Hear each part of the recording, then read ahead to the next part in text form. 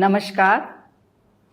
राष्ट्रीय शिक्षा नीति 2020 के क्रियान्वयन के लिए आयोजित इस 6 दिवसीय कार्यक्रम में आप सभी का स्वागत है।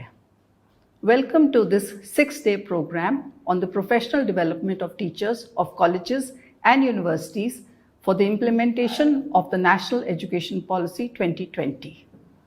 This program is being conducted by the Indira Gandhi National Open University and is equivalent to the UGC HRDC program.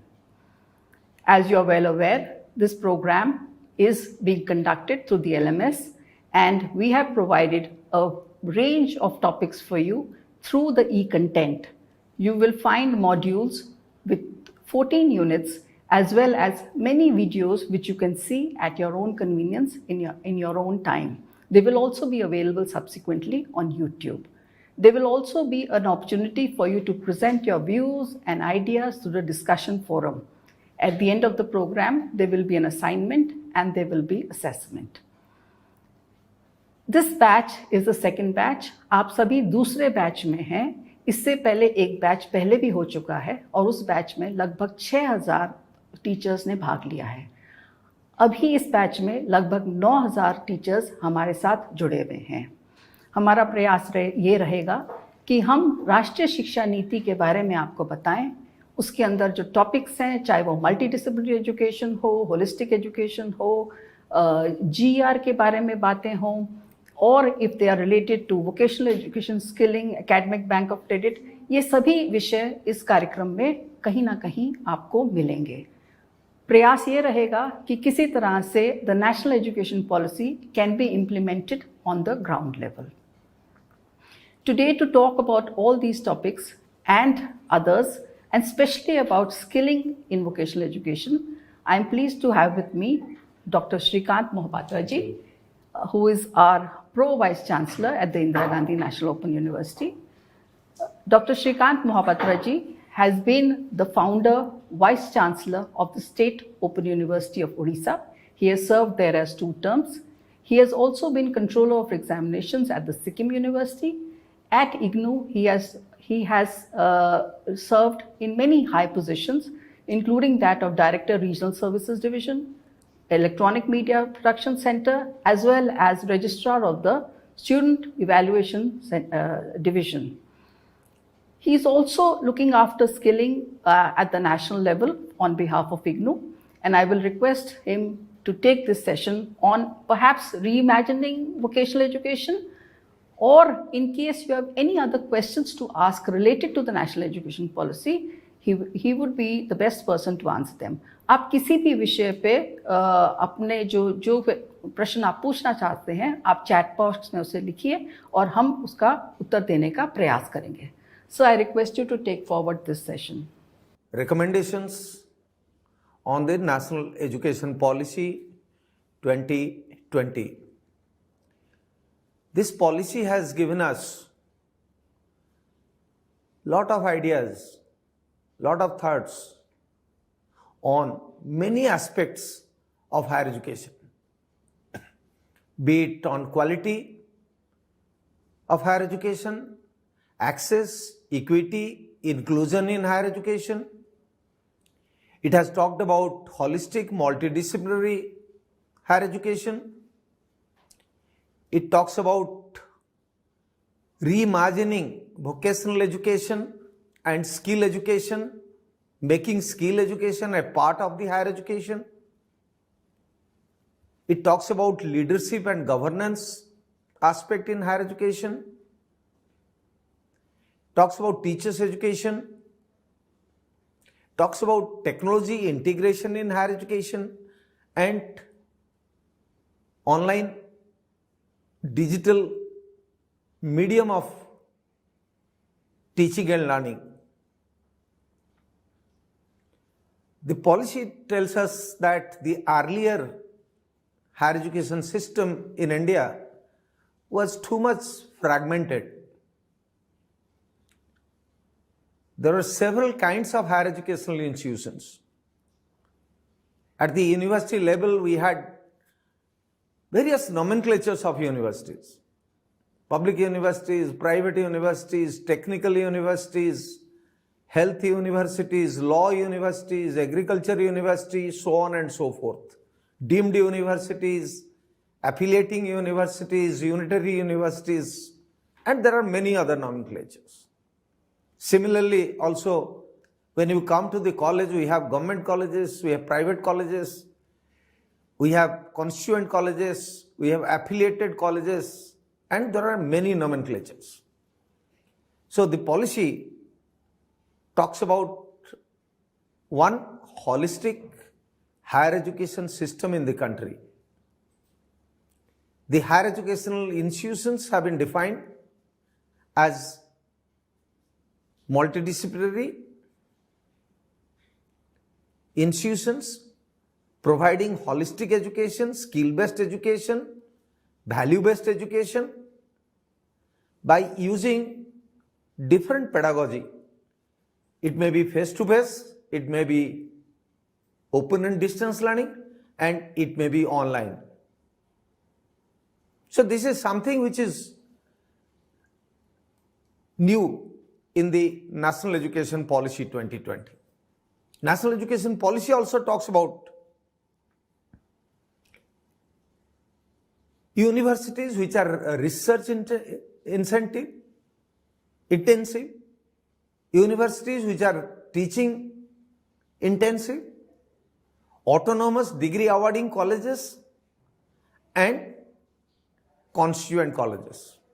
And it says that the system of having affiliated colleges or affiliation of colleges to the university should be done away with. So तीन तरह का विश्वविद्यालय, दो विश्वविद्यालय है, एक research intensive where research will be given maximum emphasis but teaching would continue, a teaching intensive university where teaching will be the primary activity but research will be also undertaken by the faculty, and degree awarding autonomous colleges. These autonomous colleges in the present system have no power to award the degree. Degree can only be awarded by the university. So this education policy 2020 says that autonomous colleges will also be degree awarding institutions. And then there will be constituent colleges. These colleges will be owned by the universities, they will not be affiliated to the university. So this is one major departure from the existing policy. It says that multidisciplinarity has not been encouraged in the previous education policy. Previous education policy at best has talked about interdisciplinary studies, but the present policy talks about multidisciplinary studies. Multidisciplinary means across disciplines, beyond discipline, and across different streams.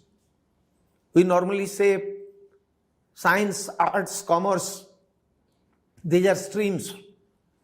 And within science we have physics, chemistry, botany, geology, maybe geography. In arts, we have political science, history, sociology, public administration. In humanities, we have English, regional languages, Hindi, Sanskrit, so on and so forth.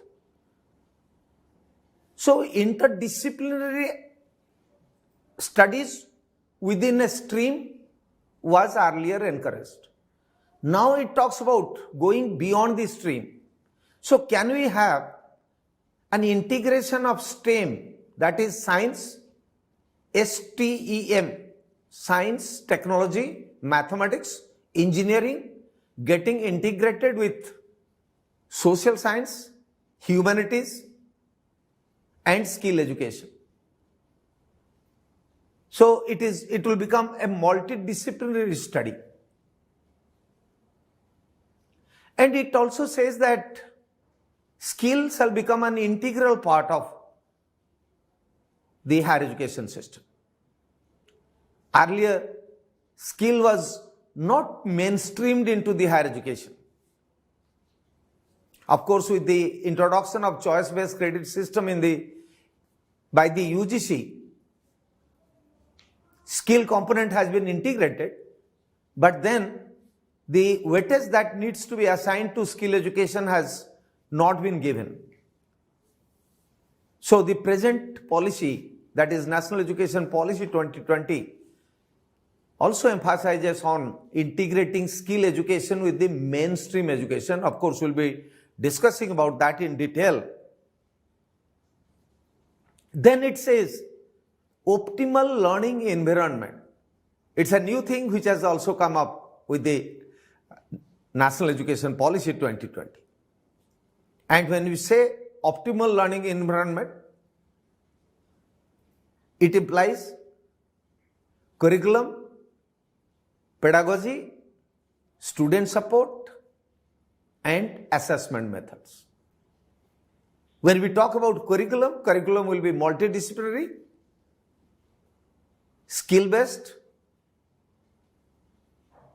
value-based, and when we say value-based, it should be human values, constitutional values, and so on and so forth. So the curriculum will be holistic, multidisciplinary, skill-based and value-based. Pedagogy will be face-to-face. It will be open and distance learning. It will be online. And it can be a combination of both, which the National Education Policy 2020 talks about blended learning. So blended learning can be blending of face-to-face with online. Blended learning can be blending of open and distance learning with online. So it talks about blended learning in terms of pedagogy.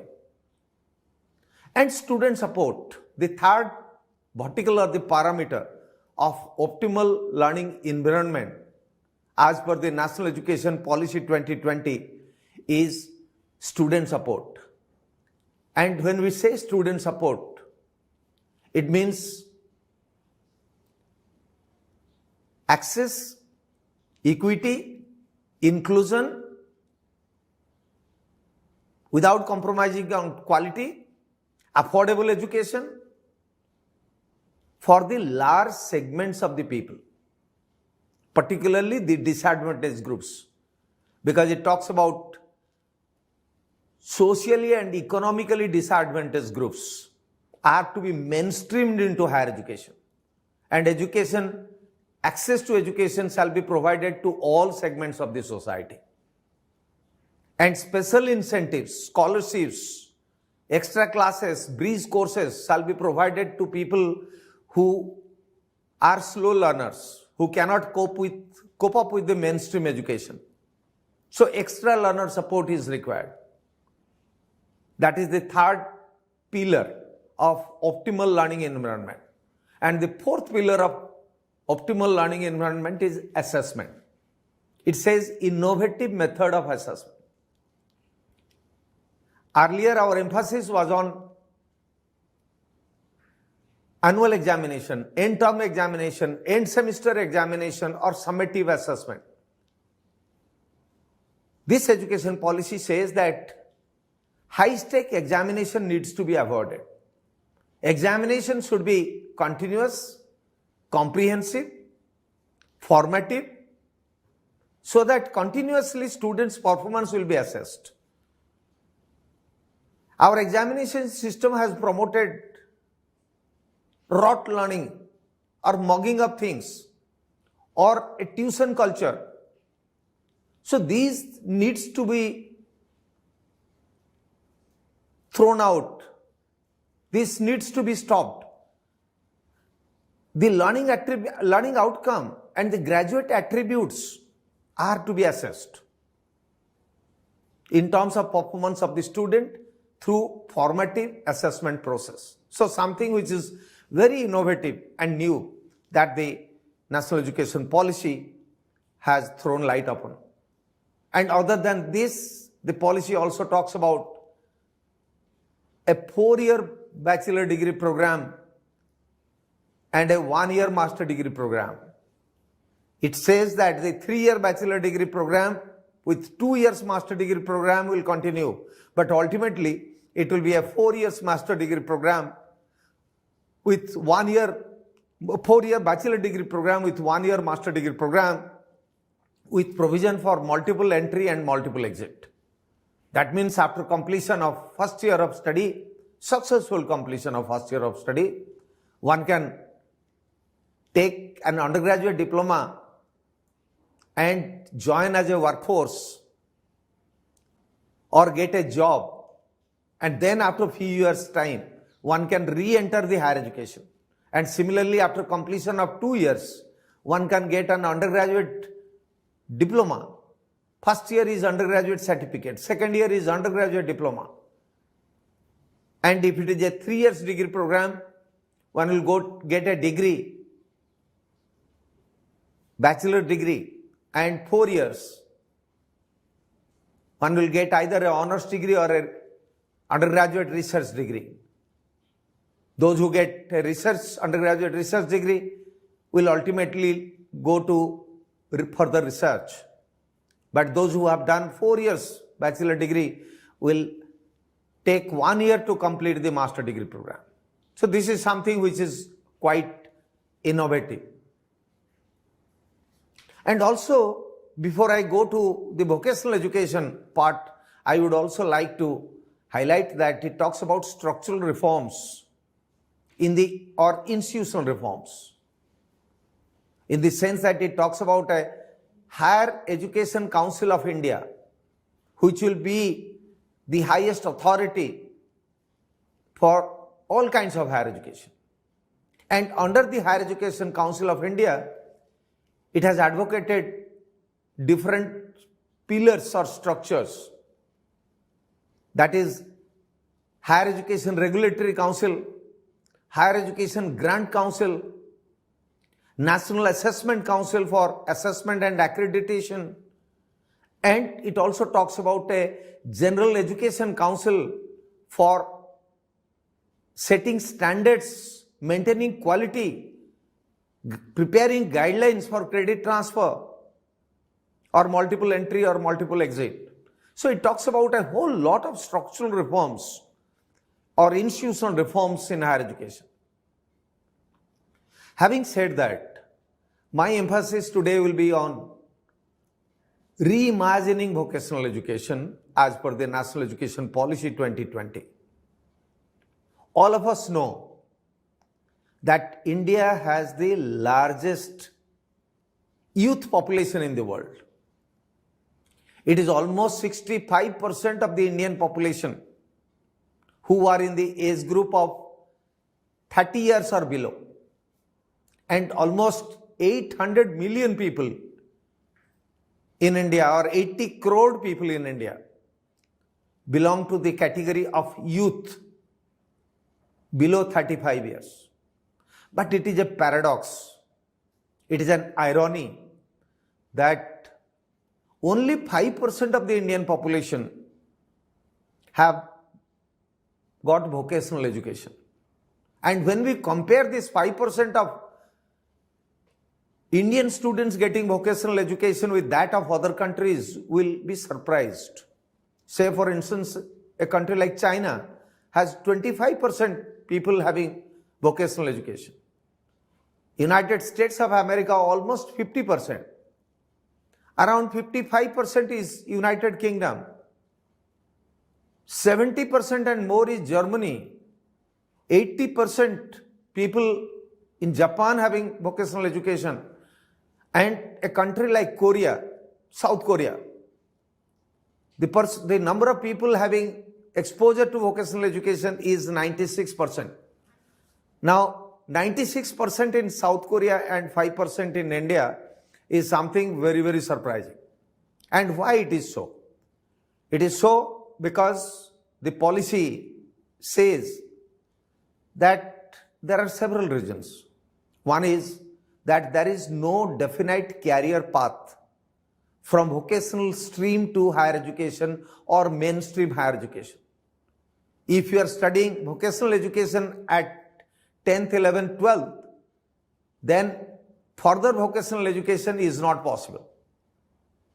You may go for a diploma in a polytechnic or a ITI. For mainstream higher education, there is no career path for vocational education. The second thing is, the general perception in our mind is that if you are very good in your studies, you will go for mainstream education.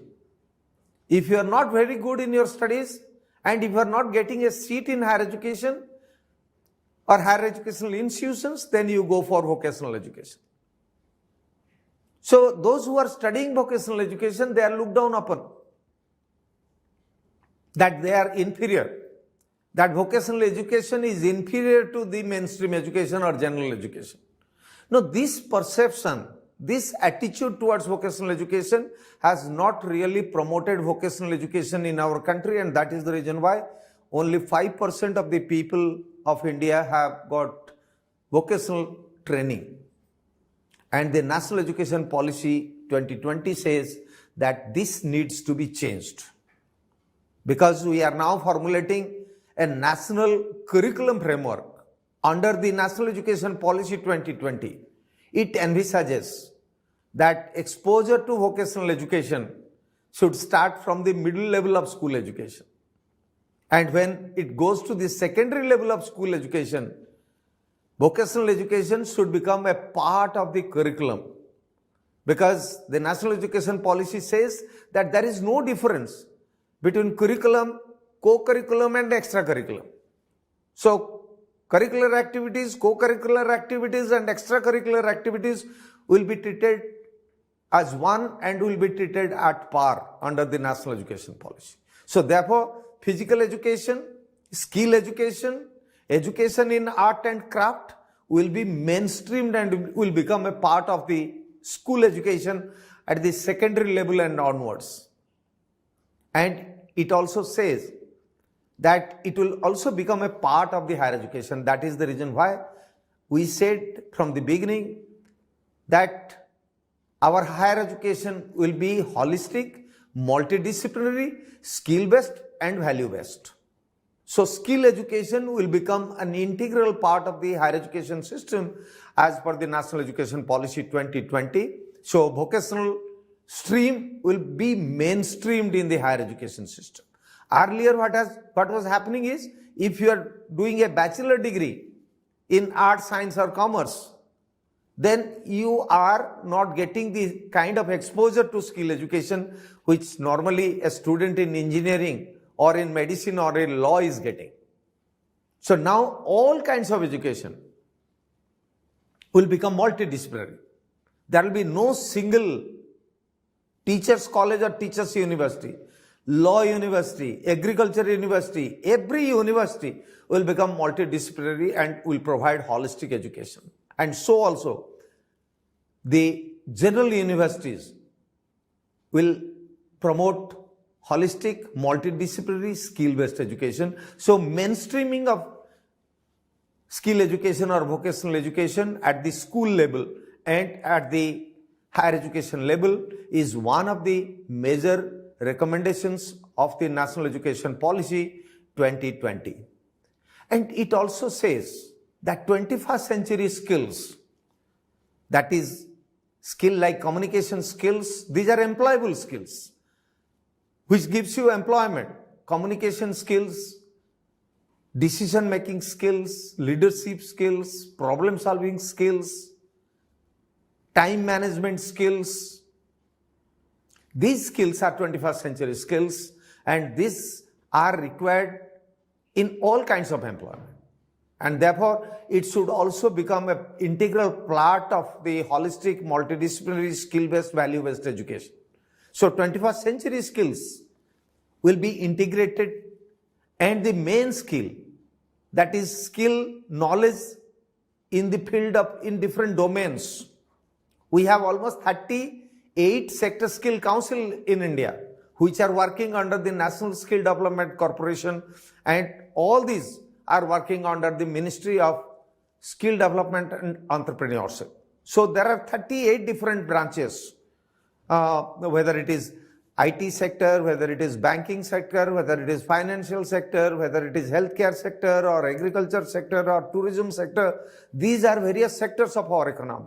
So in every sector, certain skill sets, NOS, National Occupational Standards or Occupational Pacts, OPs, have been identified. And all these will be mainstreamed and will become part of the higher education system. So therefore, the National Education Policy for the first time says that the NSQF, National Skill Qualification Framework, will sync or will align with the National Higher Education Qualification Framework. So National Skill Qualification Framework has been framed to provide opportunities for upward mobility from vocational education to higher education. Now the new policy says, or the National Education Policy 2020 says, that the National NSQF, National Skill Qualification Framework, will be aligned with the National Higher Education Qualification Framework. And it says that there will be a national committee for integrating vocational education. NCIVE, National Committee for Integrating Vocational Education in the country, will soon be established, and in a phased manner within the next decade, the skill education or vocational education will be integrated into higher education, and this national committee will have members from the domain of vocational education, skill education, people from the industry and people from the ministries of Government of India will become part of it and will chalk out the guidelines and modalities for mainstreaming of higher education. So friends, what I would like to emphasize here is that the 21st century India aims at making the country a knowledge superpower. It aims at making the country a skilled capital of the world, a digital India, a skill India, Unnat Bharat. These are our objectives and main aims, so that India becomes a knowledge superpower of the 21st century. It will become a knowledge economy of the 21st century. And India also aims at becoming a Vishwa Guru by promoting Indian knowledge system in the international arena. So on the one hand, we will be promoting foreign universities, best foreign universities to come back to India to have their campuses. And on the other hand, we'll take the Indian knowledge system to the entire world to make India a Vishwa Guru. So these are the standards that have been set before us by the National Education Policy 2020, and I hope that the idea of reimagining vocational education under the National Education Policy 2020 will lead to providing the largest workforce, skilled workforce to the country which we are presently lacking. Though we have the largest youth in the world, but we don't have sufficient number of skilled youths in the country. So the aim of the National Education Policy is to ensure that by integrating vocational education with school education, that is schooling and skilling, and integrating National Skill Qualification Framework with the National Higher Education Qualification Framework, there will be seamless movement of students from school education to vocational education and from vocational education to higher education, and in the process will ensure abundant supply of skilled workforce for the overall economic growth of the country. So with this, we will come to the conclusion of this session of live counseling. And I hope that you have been able to learn more about vocational education and about all the other tenets of the National Education Policy, which was spoken to We have tried to answer your questions. हमने आपके प्रश्नों का जवाब देने का प्रयास किया है. आप हमें लिखते रहिए. हम इस लाइव काउंसलिंग के माध्यम से आपके जवाब देते रहेंगे. आप ईमेल से भी लिख सकते हैं, मगर this is the best way to do. On behalf of all of us, I'd like to thank Dr. Srikant Mohapatra ji for taking this session and giving us the answers to many questions which were bothering us. Thank you so much, sir. Thank you.